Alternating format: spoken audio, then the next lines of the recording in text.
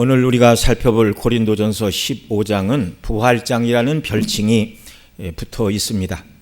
부활절을 맞이하여 주의 말씀을 상고할 때 성령께서 저와 여러분 모두에게 부활하신 예수님의 영광, 그리고 예수님 안에 있는 저와 여러분이 주님 다시 오시는 날 우리도 부활할 산 소망으로 충만하고 이 소망을 가지고 순례길을 주의 영광을 위하여 살아가는 자들이 되도록 한량없는 은혜를 부어주시기를 원합니다. 고린도 교회가 가진 특별한 것 두 가지는 풍부한 신학적 지식과 방언을 비롯한 넘치는 은사를 그들은 받았습니다. 그것이 큰 자랑거리였습니다. 성령께서 주신 이 지식과 은사는 다시 오실 예수님을 바라보고 자신들이 부활에 참여하게 된다는 것을 기억하므로, 그래서 구원의 예수님을 사랑함으로 사랑 가운데서 지식과 은사가 사용되었다면 교회가 유익하게 되고 성도 모두에게 복이 되었을 것입니다. 그런데 사도 바울은 고린도전서 앞부분부터 이 14장에 이르도록 어떻게 보면 계속 야단만 치고 왔어요. 너희 가운데 파당이 있다. 너희 가운데 지식을 가지고 사람을 구분하고 판단을 한다. 또 너희가 많은 은사를 받았다고 은사를 받은 사람끼리 모여 있고 은사 받지 못하는 사람을 차별화하고, 은사를 많이 받으면 특별한 그리스도인, 은사가 없으면 별 볼 일 없는 그리스도인, 이렇게 차별하는 일들이 고린도 교회에 나타났습니다. 그래서 이 맨 마지막 무슨 16장은 이제 마지막 인사에 해당되는 부분이고요. 바울 사도가 하고 싶은 말을 이제 마지막으로 쏟아놓고 있는 장이 바로 이 부활장입니다.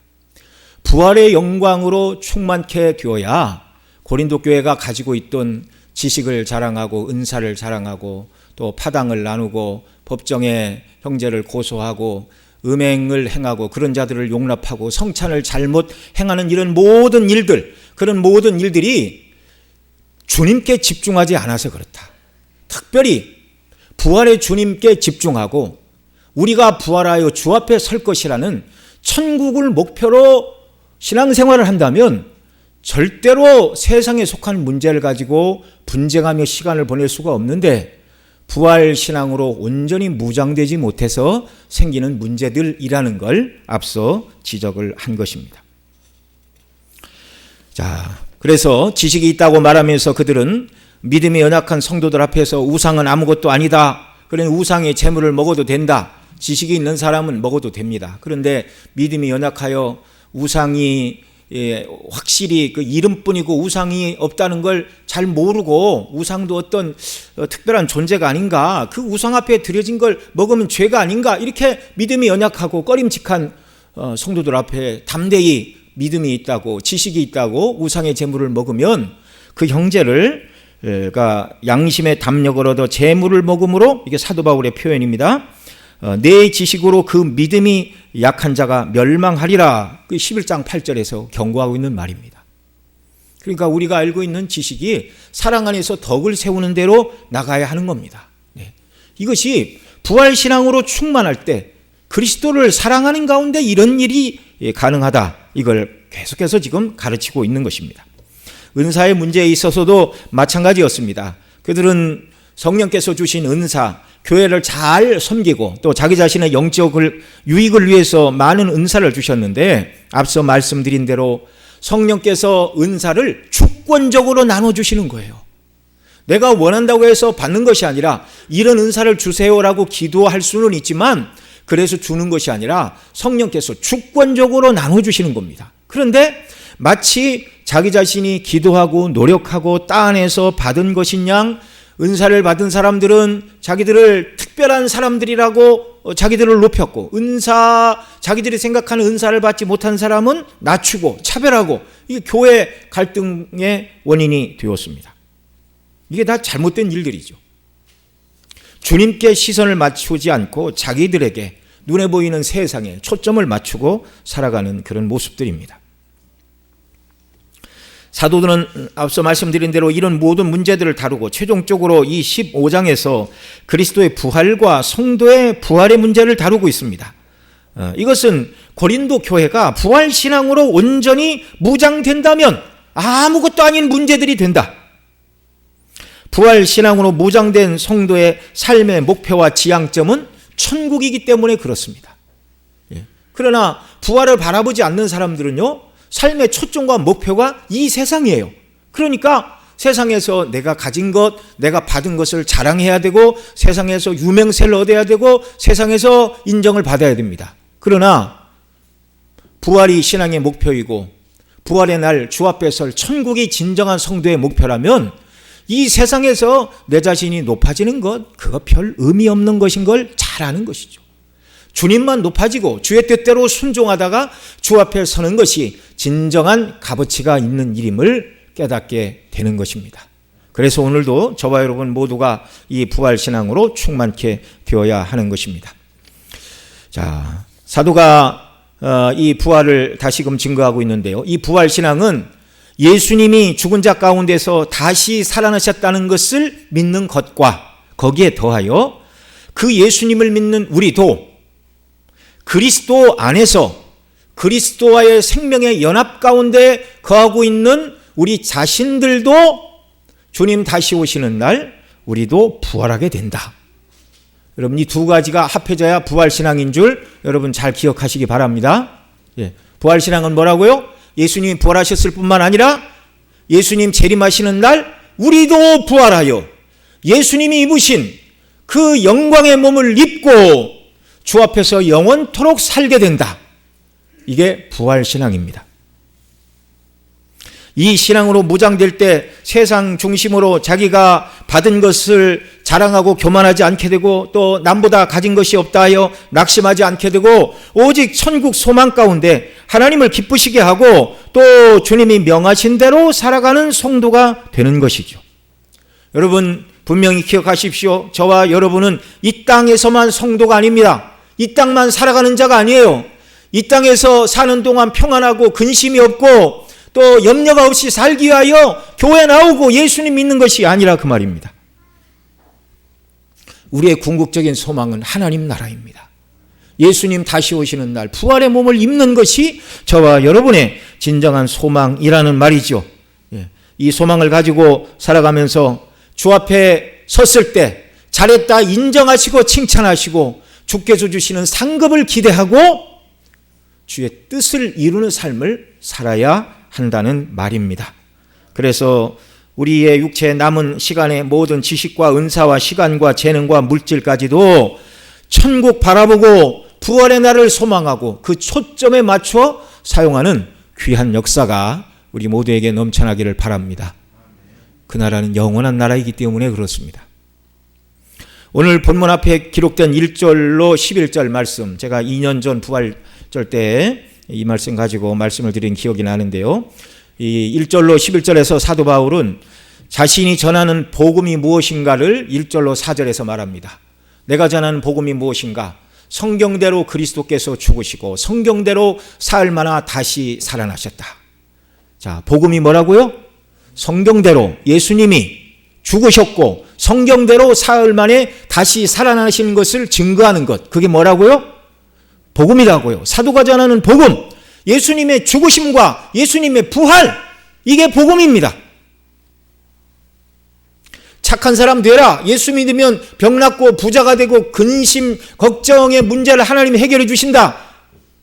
이게 참 복음이 아니고 그런 은혜도 주시기도 하지만 참 복음은 예수님이 죽으시고 부활하심으로 말미암아 예수님의 죽으심과 함께 내가 죄에 대하여 죽고 예수님이 부활하심과 함께 우리도 하나님 앞에 산 자들이 되었다는 것입니다. 초대교회 사도들이 증거한 복음은 그리스도의 죽으심과 부활이었습니다.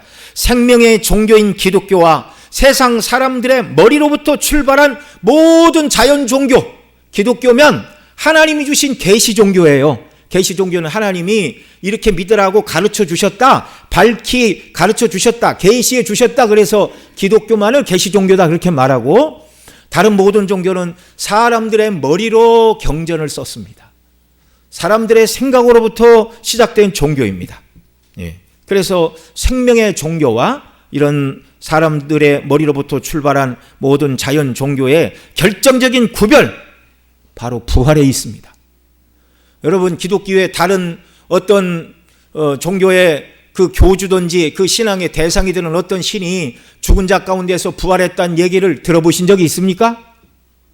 없어요. 어떤 사람을 이렇게 신으로 추앙을 하죠. 득도를 했다. 그런데 결국 죽었어요, 그 사람. 다시 살지 못했어요. 자기 자신의 죽음 문제도 하나 극복하지 못한 죽어있는 존재를 향하여 우리가 무슨 도움을 달라고 기도를 할 수가 있습니까? 그건 허무맹랑한 일이에요.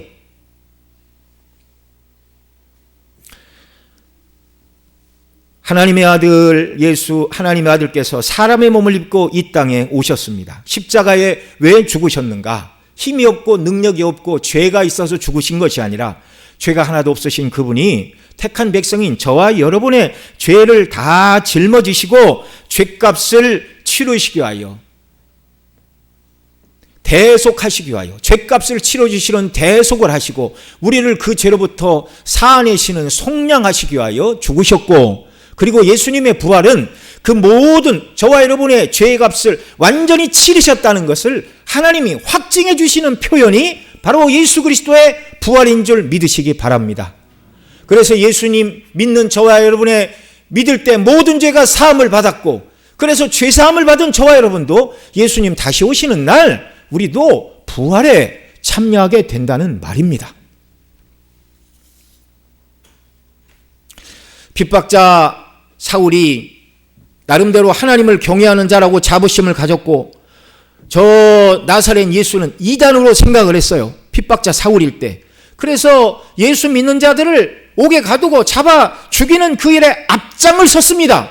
그런데 이 사도 바울이 고린도전서 15장 앞부분 지금 말씀드리는 거예요. 1절로 4절에서 성경대로 내가 전한 복음이 무엇인가, 성경대로 예수께서 십자가에 못 박혀 죽으시고 성경대로 사흘 만에 다시 살아나신 것이 복음이다 말하면서 그 부활하신 주님이 맨 처음 게바 베드로에게 보이시고 12 사도에게와 500의 형제에게 일시에 보이셨고, 그 중에 태반은 아직도 살아있다. 절반 이상은 아직도 사도 바울이 이 편지를 쓸 때 부활을 목격했던 사람들이 살아있었다, 그 말입니다. 그 다음에 그 후에 주의 형제 야고보, 예수님을 하나님의 아들로 믿지 않았던 야고보에게 부활의 주님이 나타내 주셨습니다. 그리고 맨 마지막에 만삭되어 나지 못한 나에게도 보이셨느니라 그렇게 말하고, 내가 포행자요 핍박자요 사도라 부르심을 받기에 합당치 않은 자이나 그러나 내게 주신 하나님의 은혜를 인하여 나의 나된 것은 하나님의 은혜다. 나의 나된 것이 하나님의 은혜다. 그게 뭐예요? 부활의 주님이 만나주셨고 자기를 이방인의 사도로 부르셨고 사역에 필요한 모든 은사와 은혜를 부어주신 결과 내가 사도가 되었다. 이 바울 사도가 내게 주신 하나님의 은혜라고 말할 때 그 은혜의 첫 번째 자리는 부활의 주님이 만나주신 겁니다. 여러분, 부활의 주님을 다 믿으십니까? 저와 여러분 모두도 넘치는 은혜를 받은 자들임을 믿으시기 바랍니다. 이 말씀을 들으면서 나는 예수님 부활하신 거 잘 모르겠고 나도 부활한다는 거 아직 안 믿어지는데요, 이런 분들이 있다면 예수님의 부활과 우리의 부활을 확신하는 믿음을 달라고 간절히 사모하면서 주의 말씀을 들으시기 바랍니다.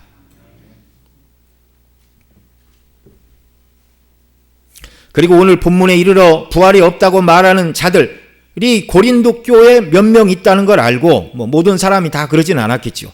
그런데 한두 사람이 잘못된 교훈을 말하게 되면 여러분, 전염병은 금방 퍼지는 것입니다.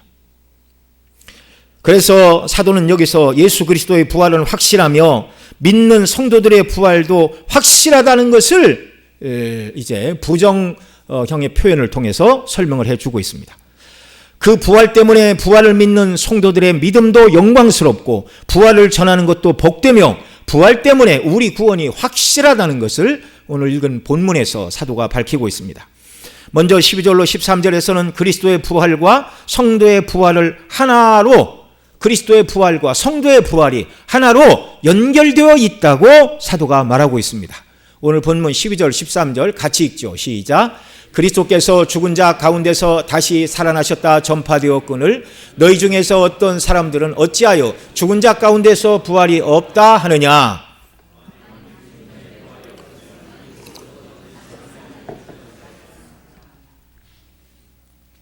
자, 이 말씀을 보면 고린도 교회에 부활을 부인하는 자들이 있었는데 이들이 부인하는 부활은 예수님이 부활하셨다는 것을 부인하는 것은 아니었습니다.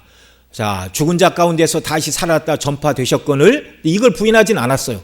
너희 중에서 어떤 사람들은 어찌하여 죽은 자 가운데서 부활이 없다 하느냐. 만일 죽은 자의 부활이 없었으면 그리스도도 다시 살지 못하셨으리라. 이렇게 말하고 있습니다. 그러니까 고린도 교회 안에 예수님은 부활했는지 모르지만 더 이상 부활은 없다. 이렇게 말하는 사람들이 나타났다 그 말입니다. 그들을 향하여 사도 바울은 그리스도의 부활은 성도의 부활과 연결된 것이다. 지금 이걸 말하고 있어요. 여러분, 교회 안에 왜 부활을 부인하는 자들이 나타났죠? 최종 원인은 사단 마귀입니다. 거짓 선지자들을 동원하여 성도들이 바른 믿음에 서 있지 못하려고 가장 중요한 것이 부활 신앙입니다.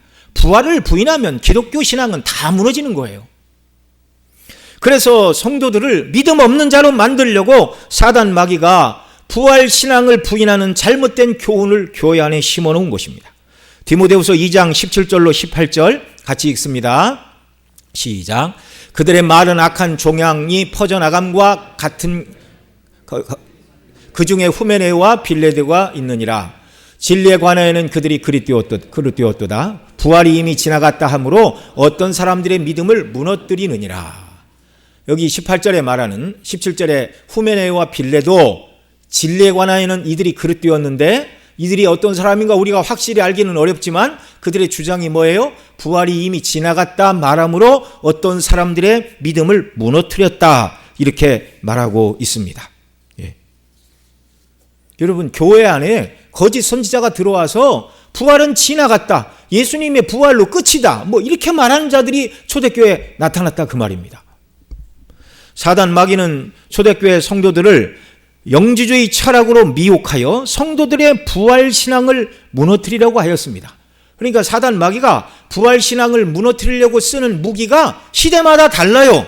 왜요? 초대교회 시대는 영지주의 철학으로 세상이 충만하던 시대였어요.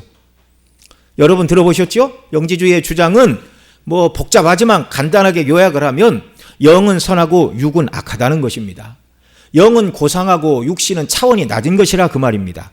그래서 그들은 육체는 영혼의 감옥이라고 말하면서 사람이 죽어서 영혼이 몸을 떠나게 될 때 진정으로 죄악된 욕구를 느끼지 않는 한 차원 높은 선한 존재가 된다. 이것이 영지주의 철학이었어요. 성경 이야기가 아닙니다. 그런데 이 영지주의 철학을 가지고 성경을 설명하려고 그러면 잘못된 것이죠. 그들은 몸만의 타락이 아니라 인간이 전인이 타락한 줄을 알지 못해서 그렇게 말한 것입니다. 육체만이 아니라 영혼과 육체가 인간은 같이 타락을 했어요. 그래서 육체의 죽음을 통하여 영혼이 육체에서 벗어나 영혼이 해방이 되는데 어떻게 다시 몸의 부활을 말할 수 있느냐? 해방된 영혼이 어찌 감옥인 육체에 다시 갇히겠느냐? 이것이 영지주의 입장에서 해석하면 부활이 그렇게 해석이 되는 겁니다.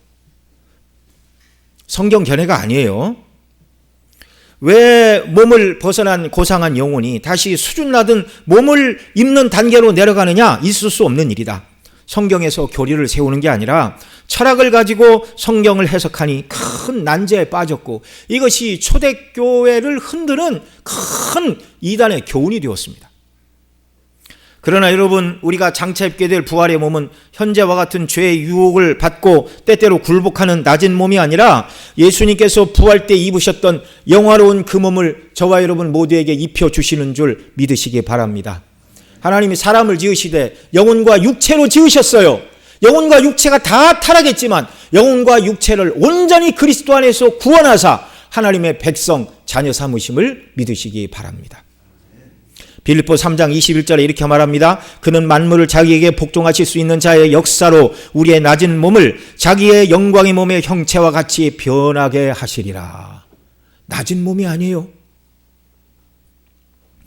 초대교회는 잘못된 영주주의 철학에 영향을 받은 자들이 예수님의 부활을 부인하는 사람들도 있었고 성도의 부활을 부인하는 사람들도 있었지만 오늘도 교회 안에 있는 사람들 중에서도 그리스도의 몸의 부활과 성도의 부활을 믿지 않는 사람들이 있습니다. 유럽에 많이 있어요. 유럽의 자유주의 신학교에서는 예수님의 부활도 믿지 않고 자기들의 부활도 믿지 않는 사람들이 신학 교수라고 자리를 차지하고 앉아 있습니다. 슬픈 일이죠. 엄밀히 말하면 그리스도의 부활을 믿지 않는 사람은 그리스도인입니까? 그리스도인이 아닙니까? 그리스도인이 아니에요. 그리스도인이 아니에요. 그런 사람들은 나중에 다른 사람보다 더 큰 심판을 받을 것입니다. 다른 일에서 먹고 살려죠. 그들은 말합니다. 실제 그리스도가 부활하신 것이 중요한 것이 아니고 우리가 부활하는 것이 중요한 것이 아니고 죽었다가 다시 살았다는 부활의 정신과 원리를 가지고 살아가고 사회에 참여하고 그런 자세로 인생이 죽음 앞에 또 실패 앞에 두려워하지 말고 다시금 할 수 있다는 용기를 가지고 부활신앙을 가지고 살아가는 것이 중요하고 우리가 얻을 교훈이라고 말하는데 말짱 거짓말입니다. 예수님 부활하셨고 우리도 다시 살아날 것입니다. 이 부활의 산 소망이 아니라면 우리 주일날 교회 나와 예배드릴 필요 없어요. 그냥 세상에서 하고 싶은 거 하십시오. 참으로 허황된 말입니다.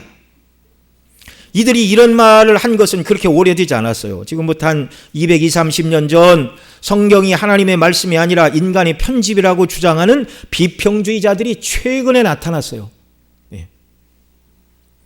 그들이 성경을 해석하는 원리 중에 하나는 동일성의 원칙인데 동일성의 원칙에 따라서 과거에 일어난 일은 지금도 정상적으로 일상적으로 반복적으로 일어나야 한다는 것입니다.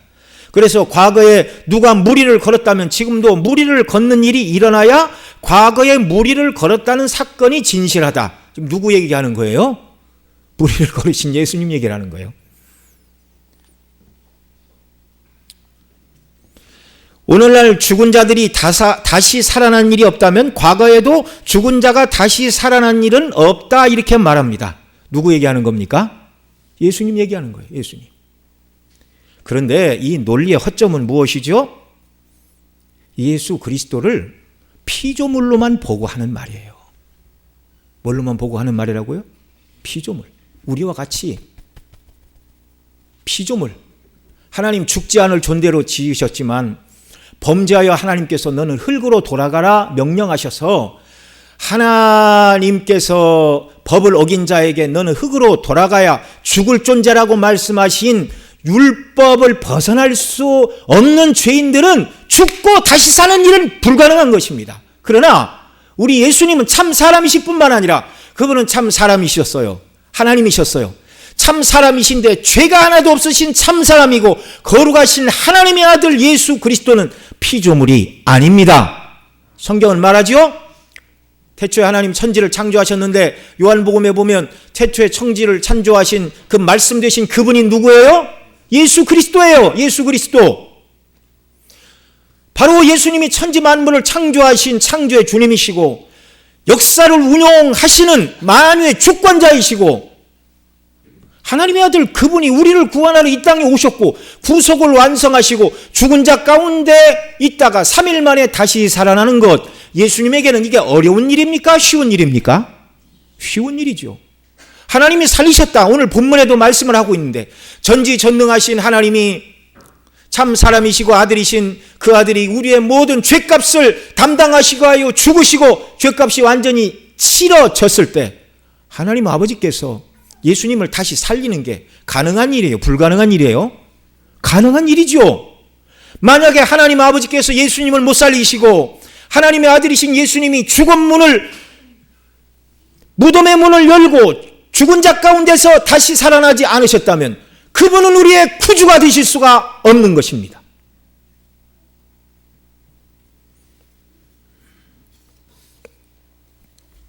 예수님이 오전 9시에 십자가에 달리셔서 오후 3시까지 시간적으로 6시간 십자가에서 고통을 당하시고 죽으셨습니다. 그 시간이 저와 여러분 모두가 지옥의 형벌을 예수님이 다 담당해 주시는 시간이었어요. 그분은 참 사람이셨을 뿐만 아니라 참 하나님이셨기 때문에 하나님으로서 고통당하는 그 시간만으로도 택한 백성 모두가 지옥 형벌을 영원히 받을 시간을 예수님이 대신 다 갚으시고 받아내셨다는 말입니다. 죄에 대한 값이 끝났어요. 그래서 예수님은 부활하신 겁니다.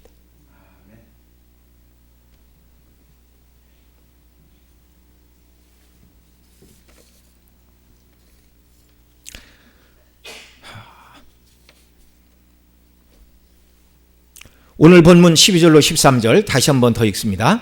그리스도께서 죽은 자 가운데서 다시 살아나셨다 전파되었거늘 너희 중에 어떤 사람들은 어찌하여 죽은 자 가운데서 부활이 없다 하느냐. 만일 죽은 자의 부활이 없으면 그리스도도 다시 살지 못하셨으리라. 자, 여기서 사도 바울은 그리스도의 부활을 성도들이 부활할 것의 예표라고 말씀하고 있습니다. 우리가 가져야 부활 신앙은 말씀드린 대로 예수님만 무덤에서 부활하신 것이 아니라 예수님 안에 있는 저와 여러분 모두도 그리스도의 부활 생명 안에서 예수님 재림하실 때 우리도 부활하게 될 것을 믿는 것이 부활 신앙입니다. 바울 사도는요, 성도들이 부활하게 될 것인데 그것은 그리스도께서 먼저 부활하셨기 때문이다. 그리스도의 부활이 왜 성도들의 부활의 예표이고 증거가 되는가? 두 가지 이유 때문인데요. 오늘 본문 20절에서 먼저 한 가지를 말합니다. 오늘 본문 20절 같이 읽습니다. 그러나 이제 그리스도께서 죽은 자 가운데서 다시 살아나사 잠자는 자들의 첫 열매가 되셨도다. 아멘. 예수님이 부활의 첫 열매라고 사도 바울은 설명하고 있습니다. 여러분, 과일나무를 심으면 첫 열매를 따기까지 이렇게 묘목을 심는다고 그 다음에 과일이 열리지 않아요. 자라나야 되니까.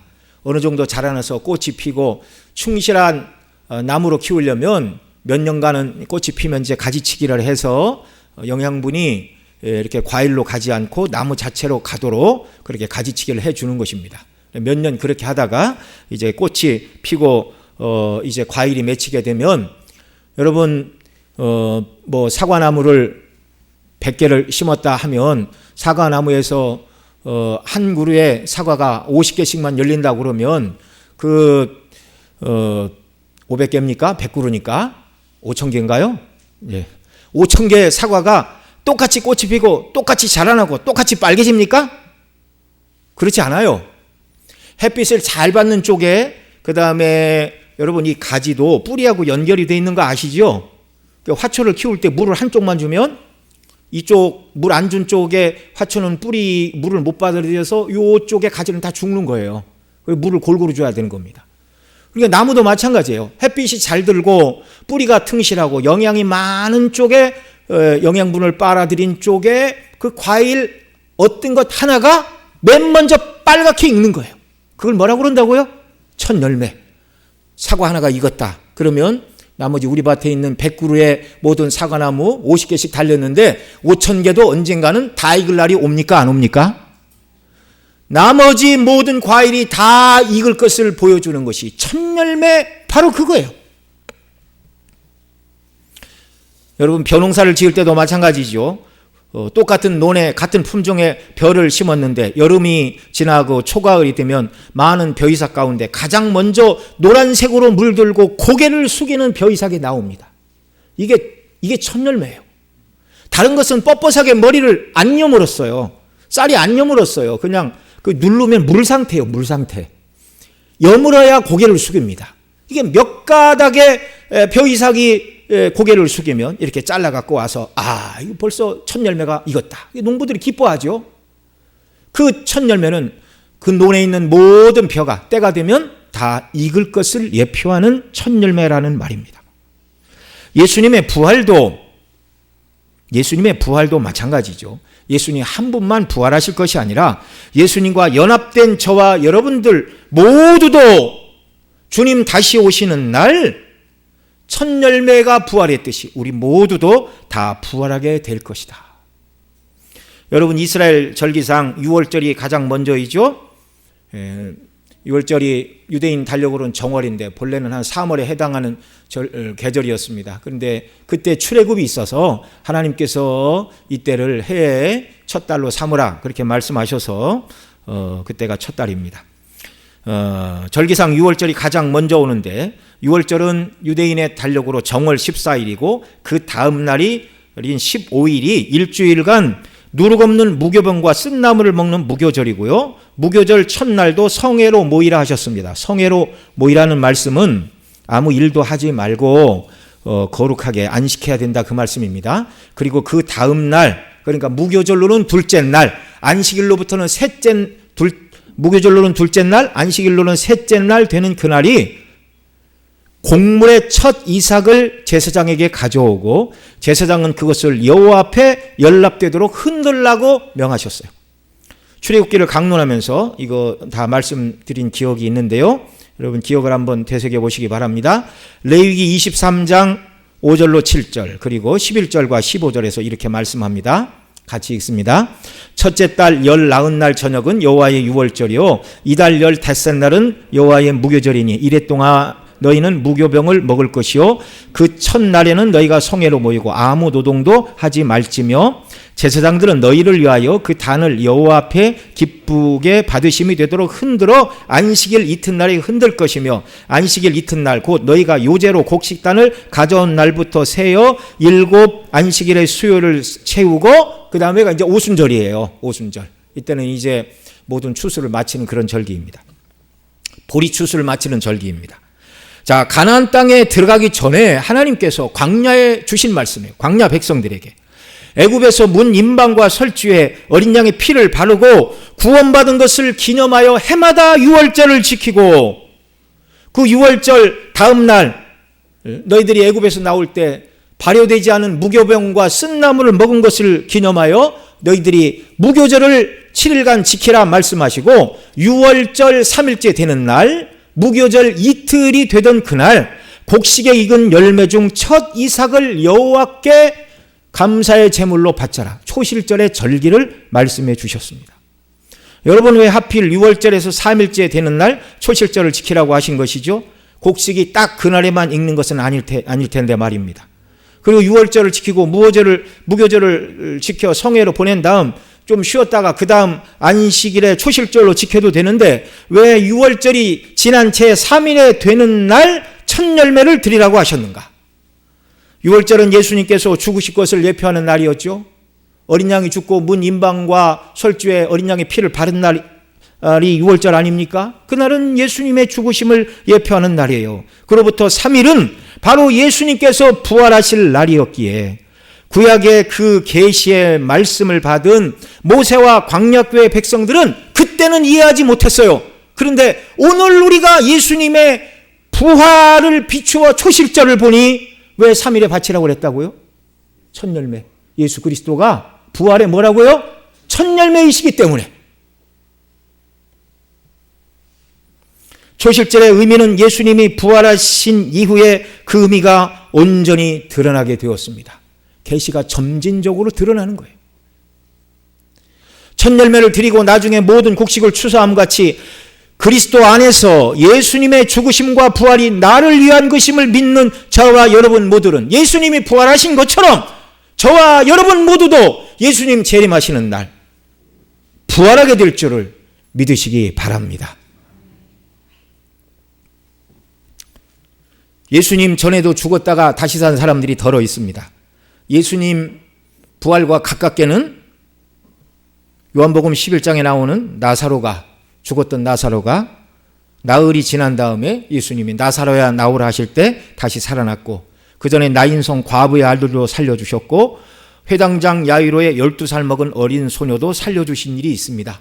구약시대로 거슬러 올라가면 엘리사와 엘리야도 죽은 그 여인의 아들들을 살려준 그런 일들이 있었죠. 또 이제 사도들도 죽은 자들을 살리는 그런 놀라운 일이 있었습니다. 그런데 그런 일들은요 부활이라고 말하지 않습니다. 왜냐하면 그들이 잠시 살아났으나 죽을 몸이었어요. 그 몸으로 얼마 살다가 다시 죽었습니다. 그건 부활이 아니에요. 예. 나사로가 무덤에서 다시 살아나왔지만 그 나사로 다시 죽었어요? 안 죽었어요? 다시 죽었어요. 그런 것은 부활이라고 안 하고 그냥 소생이라고 그럽니다. 부활은 뭐예요? 죽지 않을 몸으로 아프지도 않고 늙지도 않고 병들지도 않는 몸으로 덧입는 것입니다. 현재 우리의 낮은 몸과 비교할 수 없는 예수님 입으신 영광의 몸을 입는 것을 부활이라고 말합니다. 예수님의 부활이 예수님을 믿는 성도들의 부활과 연결된 것, 첫째는 예수님이 부활의 첫 열매시라 말씀드렸고요. 또 다른 이유는 그리스도께서 몸된 교회 머리이시기 때문이고 성도들은 그 몸의 지체이기 때문에 그렇습니다. 사도 바울은 고린도 전서 11장 3절에 각 남자의 머리는 그리스도요 여자의 머리는 남자요, 그래서 그리스도가 모든 인생의 머리 되심을 말하죠. 에베소서 1장 22절, 4장 15절, 5장 23절에서는 이렇게 말합니다. 같이 읽습니다. 또 만물을 그 발 아래 복종하게 하시고 그를 만물 위에 교회의 머리로 삼으셨느니라. 오직 사랑 안에서 참된 것을 하여 범사의 그에게까지 자랄지라. 그는 머리시니 곧 그리스도라. 이는 남편이 아내의 머리됨이 그리스도께서 교회의 머리됨과 같음이니 그가 바로 몸의 구주시니라. 아멘. 머리 되신 그리스도께서 죽음 가운데 부활하셨다면 그 지체들이 영원히 죽음 가운데 처해 있을 수는 없습니다. 왜요? 머리와 지체는 한 몸이기 때문에 그런 것입니다. 머리가 하는 일은 무엇이죠? 머리로부터 모든 감각과 생명과 움직임이 그 지체로 다 전달이 되는 거예요. 죽음에서 승리하신 그리스도께서 재림하시면 무덤 속에 있는 모든 자들에게 다시 살아나실 것을 명하시는 그날 죽었던 모든 자들이 다 부활하게 됩니다. 우리 지난 주간에 그거 다 공부했죠? 한 번 더 있습니다. 요한복음 5장 18절로 29절. 이를 놀랍게 여기지 말라. 무덤 속에 있는 자가 다 그 음성을 들을 때가 오나니 선한 일을 행한 자는 생명의 부활로 악한 일을 행한 자는 심판의 부활로 나오리라. 아멘. 모든 인생이 그분 앞에 나가 무릎을 꿇고 있습니다. 믿는 자들은 예수님이 입으신 영광의 몸을 입고 새하늘과 새 땅에 들어가 영생을 누리게 되고, 믿지 않는 자들은 불못에 떨어지기에 합당한 몸, 영원토록 지옥에서 구더기도 소금치듯 하리라. 그러나 죽지는 않는다 말씀하신 대로 영원한 고통을 받기 위하여 어떤 종류의 몸일지는 모르나 죽지 않는 몸을 입고 지옥 형벌에서 고통받게 되는 줄 믿으시기 바랍니다. 이 두 개밖에 다른 결론은 없어요. 그런데 너무나 감사하게도 예수님 믿는 믿음을 주셨고 예수님의 대속의 은혜와 영광 때문에 저와 여러분은 예수님이 오신 부활의 몸을 입고 영원토록 천국에서 하나님을 섬기고 하나님의 영광 가운데 참여하는 자로 부르셨다는 것입니다. 이것이 성도의 영원한 기쁨입니다. 또한 오늘 본문 말씀 14절로 17절에서는 그리스도께서 다시 사신 일이 없으면 우리의 믿음도 헛것이고 부활을 증거하는 자들은 거짓 증인이 될 것이고 부활을 전하는 자는 우리가 여전히 죄 가운데 있게 될 것이다. 그렇게 말합니다. 자, 14절로 17절 같이 읽죠. 그리스도께서 만일 다시 살아나지 못하셨으면 우리의 전파하는 것도 헛것이요 또 너희 믿음도 헛것이며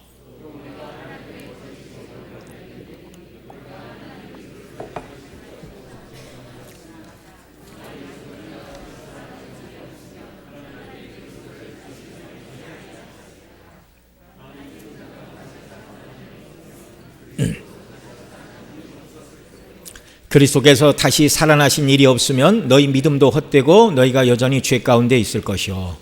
자, 여기서 크게 세 가지를 말한다고 그랬죠. 첫째, 예수님이 부활하지 않으셨다면 14절에서 너희 믿음도 헛것이고 17절에서도 너희 믿음도 헛되고라고 두 번 예수님의 부활이 사실이 아니라면 우리가 믿는 믿음 모두가 다 헛되다 두 번이나 바울 사도가 강조하여 말하고 있습니다.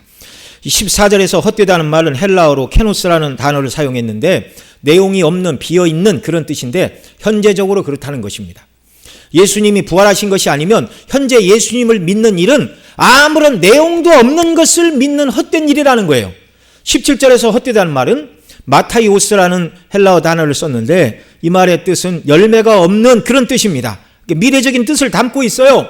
현재 텅 빈 것을 믿으니 나중이 되어서도 아무런 열매를 기대할 것이 없는 헛된 데 떨어지게 된다 그 말입니다. 현재 믿는 내용이 텅 비어 있으니 미래에 주어질 것도 아무것도 없다는 말이죠. 부활이 없다면 세상뿐입니다. 그러면 말씀드린 대로 주일에 교회 나올 필요 없어요. 좋은 사람 되기를 원한다면 어디 봉사활동 많이 하시고 기부 많이 하시고 그렇게 살면 됩니다. 부활을 통하여 천국에서 영생을 누리는 것이 아니라 부활을 소망했는데 부활은 없고 이 땅만이라면 먹고 마시고 입고 원하는 일 하다가 죽어야 돼요. 그게 똑똑한 사람이에요. 물론 부활이 없다면 죽은 다음에도 물론 다 의미 없는 것이 인생입니다. 여러분 영원에 비추어 보면 인생은 잠시 이 땅에 태어나 100년을 산다 할지라도 역사의 긴 안목으로 보면 와서 하나의 잠깐 점 하나 찍고 가는 거예요. 무로 돌아갈 존재입니다.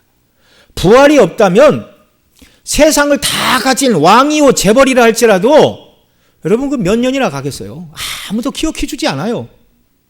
그러나 그리스도께서는 다시 사셨고 그리스도 안에 있는 저와 여러분도 다시 살 것이니 현재 부활의 믿음을 가지고 주님을 섬기는 것은 헛된 일이 아니라 의미 충만한 일이고 믿음을 따라 살아가는 것 하나님의 칭찬과 인정과 상급을 준비하는 일이고 장래에 주님이 재림하시는 날 우리가 부활하여 그 앞에 섰을 때 정말 부활 소망이 얼마나 크고 영광스러운가를 우리가 체험하며 누리며 찬송하며 주와 더불어 살게 될 것임을 믿으시기 바랍니다. 이것이 산 소망이에요. 예수님이 부활하셨기 때문에 현재 우리의 믿음도 헛되지 않고 우리의 믿음의 결말도 헛되지 않다는 말입니다. 두 번째로 그리스도께서 다시 살지 못하셨으면 14절에 우리가 전파하는 것도 헛것이요 15절에서 우리가 하나님의 거짓 증인으로 발견되리니 이렇게 말하고 있어요. 왜냐하면 15절에서 우리가 하나님이 그리스도를 다시 살리셨다고 증언하기 때문이다 이렇게 말하고 있죠. 예수님이 다시 사는 것이 없다면 하나님께서 예수님을 다시 살리신 것이 아닌데 예수님을 하나님께서 다시 살리셨다 말하면 하나님이 하시지 않은 일을 하나님이 했다고 말하니 하나님에 대하여 거짓 증거하는 사람이라 그 말입니다. 불신앙의 죄이죠. 신성 모독의 죄입니다. 여기 하나님의 거짓 증이라는 말이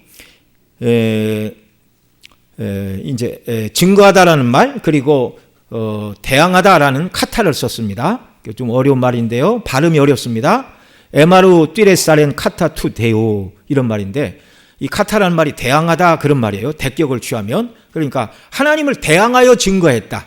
우리 성경에서는 하나님의 거짓 증인으로 발견된다 이렇게 번역을 했는데 하나님이 하시지 않은 일을 마치 하나님이 하신 것처럼 하나님을 대항하여 증거하는 거짓 증인의 사역을 감당할 뿐이다 그런 말입니다. 그러나 여러분 그리스도는 죽은 자 가운데서 다시 살아나셨습니다. 성부 아버지께서 성자를 살리셨습니다. 그래서 예수님이 부활하셨고 우리도 부활할 것이라고 증거하는 우리의 증거가 헛되지 않고 열매를 맺게 하시고 하나님이 우리의 복음 증거를 통하여 택한 백성을 구원하시는 줄 믿으시기 바랍니다. 내가 땅끝까지 못 가면 땅끝까지 가는 선교사들을 위해서 기도하고 후원하면 되는 것입니다. 세 번째로 그리스도께서 다시 사신 것이 아니면 17절 하반절에 너희가 여전히 죄 가운데 있을 것이요 이렇게 말씀합니다. 앞서 말씀드린 대로 그리스도의 부활은 우리를 위한 대속의 값이 완전히 치러졌음을 하나님께서 확증하는 사건이 부활입니다. 다 지불되었다. 예수님 믿는 저와 여러분의 모든 죄는 다 용서되었고 하나도 용서받지 못한 죄가 없는 줄 믿으시기 바랍니다. 우리가 착한 일을 해서 우리 죄를 상쇄시킨 게 아니에요. 착한 일을 해서 나쁜 일을 지우개로 착한 일 하나로 나쁜 일 하나를 지우는 게 아닙니다. 우리의 모든 죄는 무엇으로 지우셨다고요? 그리스도의 십자가의 보혈의 피로 다 우리의 죄값을 하나님이 이미 다 받으셨어요. 여전히 죄 가운데 있는 자가 아니라 하나님이 그리스도 안에 있는 저와 여러분을 죄가 하나도 없는 자로 여겨주십니다. 여러분 그래서 기독교의 복음은요 다른 종교와 타협이 없습니다. 다른 종교에는 구원이 없고 오직 예수님만 믿어야 구원한다고 단언하는 이유가 무엇입니까? 예수님만 믿어야 구원 얻는다고 말하는 이유가 무엇입니까? 바로 복음이 그것을 말하기 때문이에요. 앞서 말씀드린 대로 사도가 전한 복음의 내용이 뭐예요? 성경대로 죽으시고 성경대로 사흘 만에 다시 살아나신 죽으심과 부활의 복음으로만 사람이 구원을 얻기 때문에 다른 구원의 길은 없는 거예요.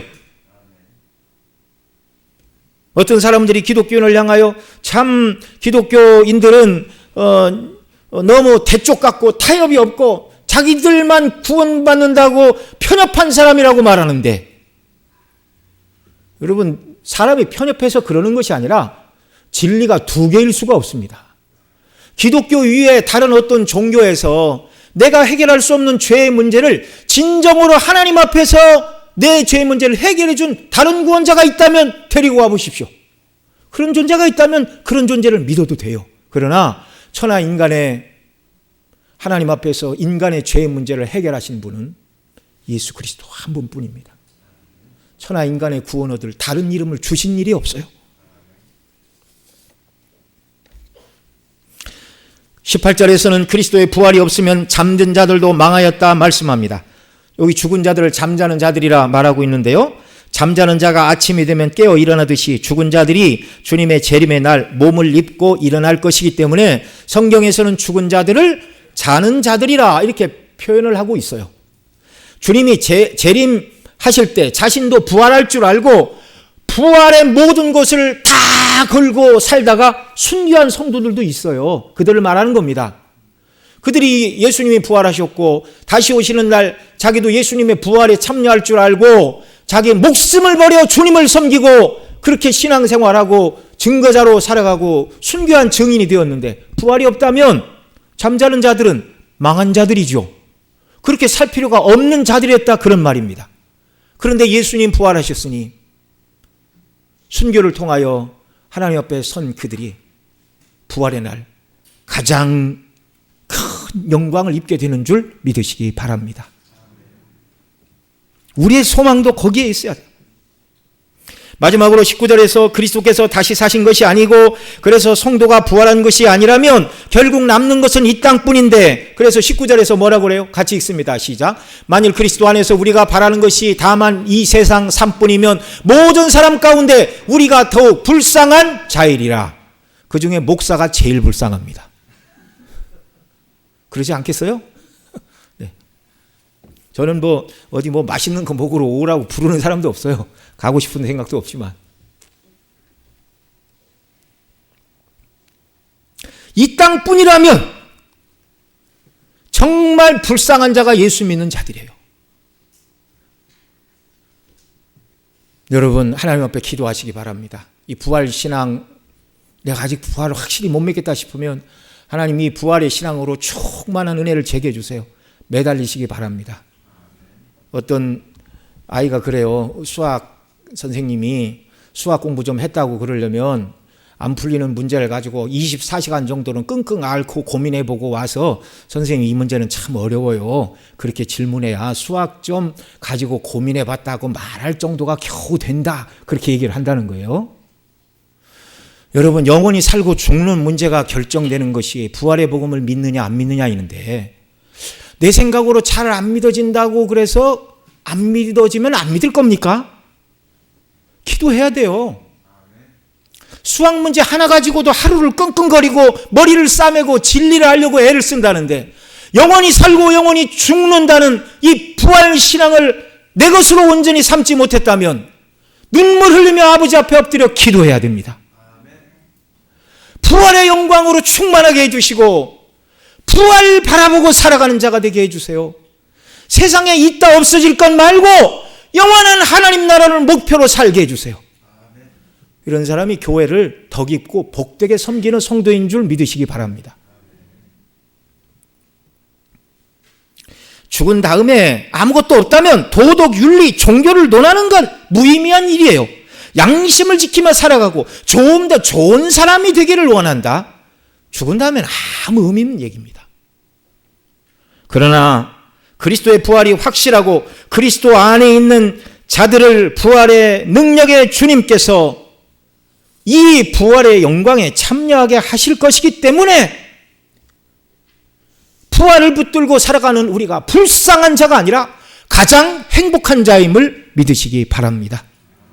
세상 중심이 아니라 하늘 중심으로 살아가는 자가 진정으로 행복한 자입니다. 주님 나라에서 눈 떴을 때 내가 세상 중심이 아니라 그리스도의 부활의 영광을 사모하며 천국 중심으로 산 것을 너무 잘한 일이다. 그렇게 영원토록 감사할 날이 오는 줄 믿으시기 바랍니다. 거기에 비추어 우리의 삶을 재조정해야 돼요. 말씀을 맺습니다. 6월절이 지난 제3일에 예수님께서 초실절, 하나님께서 초실절을 지키라고 하셨는데, 그것은 6월절에 우리 죄를 속량하시기 위하여 죽으실 예수님이 3일 만에 부활의 첫 열매로 살아나실 것을 예표하는 사건이라고, 예수님의 부활에 비추어서 초실절이 이해가 된다라는 걸 말씀을 드렸습니다. 예수님께서 부활의 첫 열매가 되신 이 부활절에 정말 초실절의 의미도 분명히 드러났고요. 저와 여러분도 다시 부활하게 될 산 소망의 영광으로 충만케 되기를 원합니다. 예수님이 부활하지 못하셨다면 그분은 예수님이 아니에요. 하나님의 아들이 아니에요. 우리의 구주가 되실 수가 없어요. 무덤 문을 열지 못하는 분, 죽음을 정복하지 못하시는 분이, 부활하지 못한 분이 어떻게 우리의 구주가 되고 어떻게 우리가 그분께 나가 영생을 기대할 수 있습니까? 그러나 주님은 부활하셨고 저와 여러분도 부활케 하실 줄 믿으시기 바랍니다. 그분은 참 하나님의 아들이십니다.